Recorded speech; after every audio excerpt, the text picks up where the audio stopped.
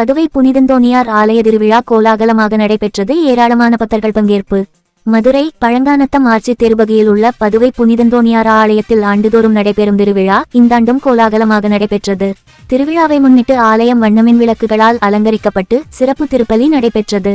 திருவிழாவின் முக்கிய நிகழ்வாக புனித அந்தோணியார் ஆலயத்திலிருந்து சப்பரப்பவனி கூறப்பட்டு பழங்கானத்தம் முக்கிய வீதிகள் வழியாக தேர்பவனி நடைபெற்றது.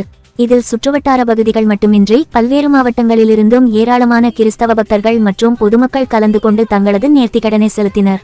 விழாவை முன்னிட்டு ஆலய வளாகத்தில் சிறப்பு ஜெபங்கள், சிறப்பு விருந்து மற்றும் சமூக நல்லிணக்க நிகழ்ச்சிகளும் நடைபெற்றன.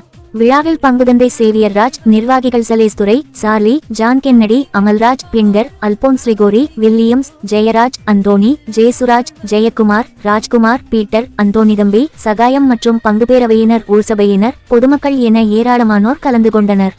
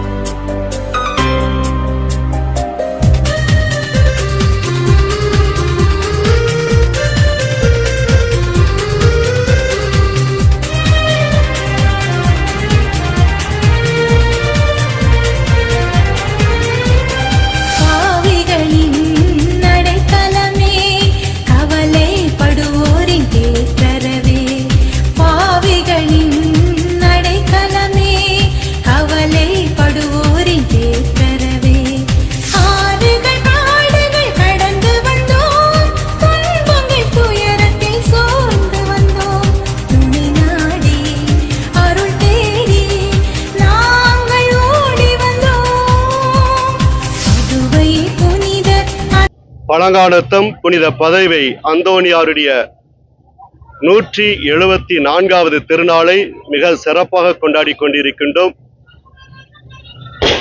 சிறப்பாக புனித பதுவை அந்தோணியாரை நோக்கி எண்ணற்ற மக்கள் வந்து எல்லாவித அற்புதங்களையும் அதிசயங்களையும் பெற்று செல்கின்றார்கள்.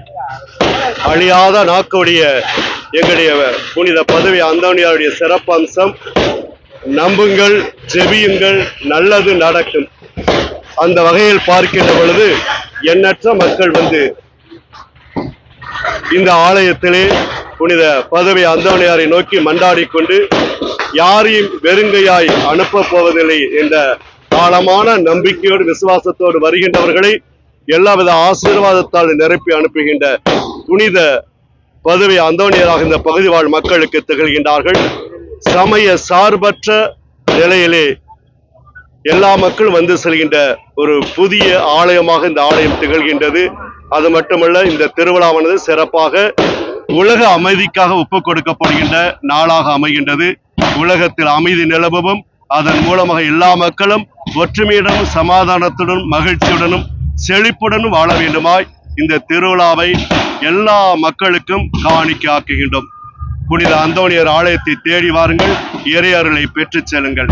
உங்கள் அனைவருக்கும் பழங்கானத்தம் புனித பதுவை அந்தோணியார் அருட்தந்தை பங்கு தந்தையாக இருக்கின்ற நான், அருட்தந்தை சேவியராஜ் மற்றும் ஊர் சபையினர், பங்கு பேரவையினர், அன்பியங்கள், பக்த சபைகள் அனைவரும் சார்பாக திருநாள் வாழ்த்துக்களை மகிழ்ச்சியுடன் தெரிவித்துக் கொள்கின்றேன். நன்றி.